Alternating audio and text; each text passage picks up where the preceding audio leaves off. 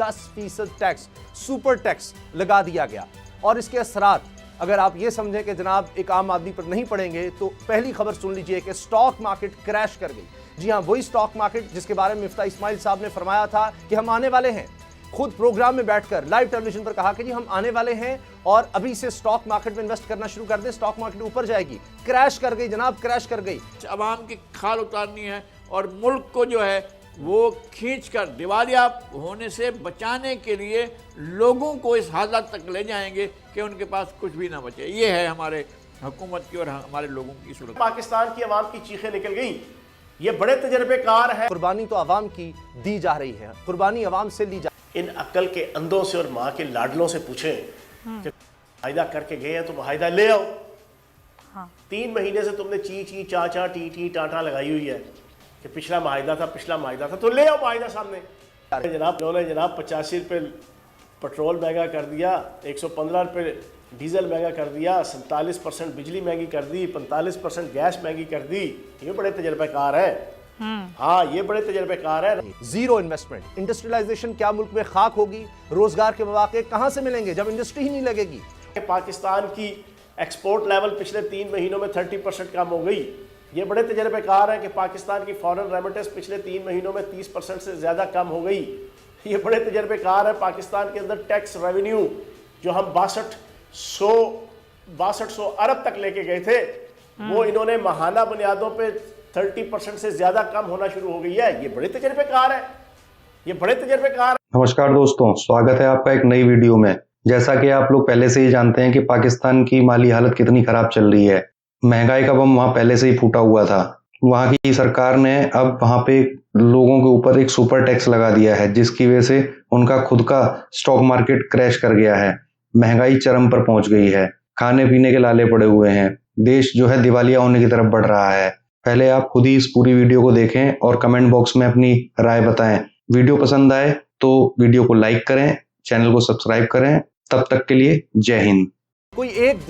कोई एक दिन ऐसा मैं मुंतजिर हूं कि जब से हुकूमत आई है, कोई एक दिन ऐसा हो कि हम कहें कि आज कोई टैक्स नहीं लगा, आज कोई महंगाई के बोझ की खबर नहीं आई, आज कोई गरीब पर कोई बम नहीं फूटा परेशानी का। कोई एक दिन, आज भी यही हुआ जनाब। खबरों का सिलसिला, बुरी खबरों का सिलसिला, अवाम के मुआशी कत्ल का सिलसिला इन्हीं खबरों पे नहीं रुकता जनाब। 1 जुलाई से 24 रुपये फी यूनिट बिजली के नर्ख बढ़ेंगे। के इलेक्ट्रिक की मंजूरी हो गई है, उन्होंने बिजली बढ़ाने का कहा और हुकूमत की तरफ से, नेपरा की तरफ से कहा गया जनाब हाजिर जनाब, हम खिदमत के लिए हाजिर हैं। पाकिस्तान की आवाम की चीखें निकल गई। ये बड़े तजर्बेकार है कि पाकिस्तान की हिस्ट्री में पहली दफा 12 लाख की आमदन से कम वालों पे 6 लाख तक की आमदन तक इन्होंने टैक्स लगा दिया। पेट्रोल की कीमतें बढ़ाने, बिजली और गैस के रेट आसमान पर पहुंचाने, टैक्स पर टैक्स लगाने के बावजूद भी जब IMF शहबाज शरीफ की हुकूमत को कर्ज देने के लिए राजी ना हुआ, तो शहबाज शरीफ एंड कंपनी ने आज अचानक से 13 बड़ी सनतों पर 10% के हिसाब से सुपर टैक्स लगाने का ऐलान कर दिया। जिस तरह से 3.5 साल तक इमरान खान ने छीना, अब ये हुक्मरान उसको छीनने में लगे हुए हैं और मिलकर बड़े जोर लगा रहे हैं कि किसी तरह से किसी के सांस लेने का इम्कान बाकी ना रह जाए।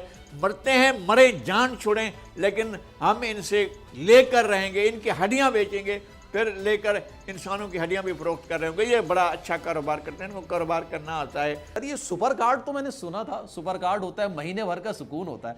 ये सुपर टैक्स लगा के जीना हराम कर दिया गया। सही है ये एकदम? आपको क्या लगता है? देखिए, पहली बात तो यह है कि मैंने कम से कम 30-40 साल की उम्र में ये पहली दफा जिंदगी में ऐसा हुआ है कि बजट असेंबली में पेश हुआ है। बजट जो है उसके ऊपर डिस्कशन होनी चाहिए और अलहदा से प्रेस कॉन्फ्रेंस करके टैक्स लग रहा है। ये क्या फाइनेंशियल मैनेजमेंट है भाई? मतलब इसका मतलब ये है कि आपने जो इतनी बड़ी एक्सरसाइज करके बजट बनाया था उसकी तो कोई हैसियत नहीं, वो तो नाली में फेंक दो। रूखी सूखी हमें मिलकर खानी होगी, ये शहबाज शरीफ साहब के अल्फाज हैं। लगारी साहब, आप तैयार हैं, अवाम तैयार है रूखी सूखी खाने के लिए? जी, हमने और हमारे पास ऑप्शन क्या है? ये ऑप्शन है हमारे पास कि हम मुल्क छोड़ जाएं? कि हमारे पास ऑप्शन है कि मुल्क से बाहर जो है हम बैठकर जाकर रह सकें? हमने इस मुल्क में रहना है और ये हमारा गला दबाते जाएंगे हुक्मरान जिस हद तक दबा सकेंगे। एक तो मुझे ये समझ नहीं आती कि इस मुल्क के अंदर जो बंदा आता है वो आके खुशखबरी देता है, हमें कर्ज मिल गया, हमें कर्ज मिल गया, मैं आई। वो शर्म आनी चाहिए किसी हुक्मरान को ये कहते हुए मुझे कर्ज मिल गया। इन्होंने तो मुल्क का भुरकस निकाल दिया है और रही से ही कसर जो छोड़ी थी इमरान खान ने उसको इन्होंने भी पूरा कर दिया। अब ये सूरत हाल है कि अभी जो आज़ाद शुमार आए हैं, जो मुल्क दिवालिया करार दिया जा चुका है उसका नाम है श्रीलंका। उस श्रीलंका में आज की तारीख में भी फी का शरह आमदनी $3,681 है, जबकि पाकिस्तान में $1,189 इस मुल्क में है जो अभी दिवालिया नहीं हुआ है, अभी दिवालिया करार नहीं दिया। और जब तक ये 24 करोड़ जिंदा लाशें इसी तरह सुबह शाम डेडिकेटेडली जूते खाती रहेंगी, तब तक ये होता रहेगा। एक दिन आपको पूरे मुल्क का, पूरे सिस्टम का चक्का जाम करना पड़ेगा। एक दिन आपने तय करना पड़ेगा कि आपको 365 दिन मरना है या एक दिन मरना है। और यके बाद दिगरे पहाड़ तोड़े जा रहे हैं आवाम के ऊपर महंगाई के, और उनसे टैक्स उनकी लहू से नचोड़ा जा रहा है। उनका लहू जो है उनकी रगू से खींचा जा रहा है ताकि वो भी बेच डाला जाए और उसको भी ले लिया जाए। आवाम की अंदर ज़िंदगी की रमक को भी ये छीन रहे हैं। रूखी सूखी खाने के लिए तैयार हो जाएं।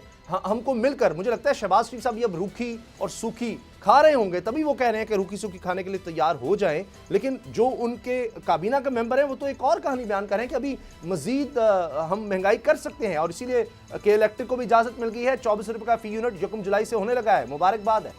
और फिर दूसरी बात यह है कि IMF का पैसा जो होता है ये कर्जा नहीं होता। IMF का पैसा जो है ये आपने सिर्फ बैंक में दिखाने के लिए, वो 7 लाख में वो कहते हैं फिल्म में कि ये नोट हैं, ये 7 लाख हैं, तुम इसे देख सकते हो लेकिन खर्च नहीं कर सकते। उसकी बुनियाद हाथ तो आगे लगाया हुआ साफ होता है। उसकी बुनियाद पे आप आगे बैंकों से कर्जा लेते हैं, इन्वेस्टर्स आते हैं कि आपके पास पैसा है। अब आपकी जब स्टेबिलिटी नहीं होगी, सब कुछ नहीं होगा, तो आप कहां से आपको लोग कर्जा देंगे। फिर एक और चीज मैं आपको अर्ज करूं, ये उस सेक्टर को उनके ऊपर बात कर रहे हैं कि जो जरा सा पाकिस्तान के अंदर अगर लेबर की हड़तालें शुरू हो जाए तो फैक्ट्रियां उठा के बांग्लादेश और कीनिया ले जाते हैं। बिल्कुल, ये तो वो सेक्टर है, बांग्लादेश ले जाते हैं सर। अच्छा, अब मसला ये हो गया, आप देख एक और मैं हिसाब कर दूं आपको, 12.5% जो है आपके हैं डायरेक्ट टैक्स देने वाले। ठीक है, 12.5, उसमें 10 करोड़ से ऊपर वाले कितने होंगे? 1%। इनमें 12.5 में से भी 70% मैं और आप है सैलरीड फिक्स टैक्स देने वाले। ठीक, वो जो इतने से लोग हैं, आप क्या नंगी नहाएगी और निचोड़ेगी का आपने कितना उससे टैक्स वसूल कर लिया। और दूसरी बात यह है कि रिक्वेस्ट की, जब भाई अगर टैक्स जो है वो मिन्नतों तनों से इकट्ठा करना है तो अब्दुल ईदी को के बेटे को यहाँ पर वज़ीर आज़म लगा दो, वो बेचारा झोली फैला के टैक्स इकट्ठा करता रहेगा। आप की दुआ, मैं आपकी स्टेट मशीनरी किस मर्ज की दुआ है। फारूक साहब को भी शामिल गुफ्तगू करूंगा क्योंकि ब्रेक पे जाना है। सर एक सवाल, लेकिन हमारे यहाँ ये बदकिस्मती है, हम लोग जो है फितराना, ज़कात, सदकात ये ज्यादा देते हैं, दिल खोल के देते हैं।